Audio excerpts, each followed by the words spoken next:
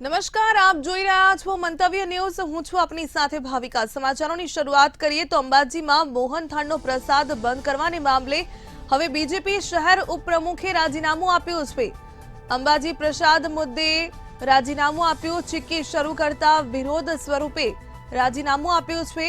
BJP શહેર ઉપપ્રમુખ છે સુનિલ બ્રહ્મભટ્ટ, જેમણે રાજીનામું આપ્યું। કોઈપણ આગેવાનો કે મંત્રીએ ધ્યાન ન આપ્યાનું પણ કારણ ધર્યું છે। ભાજપ આગેવાને ચાચર ચોક ખાતેથી પોતાનું રાજીનામું ધર્યું છે। મોહનથાળ પ્રસાદનો જે સમગ્ર મામલો છે તે સંદર્ભે હવે રાજકારણ ખેલાઈ રહ્યું છે। ચીક્કી શરૂ કરતા વિરોધ સ્વરૂપે રાજીનામું આપવામાં આવ્યું છે।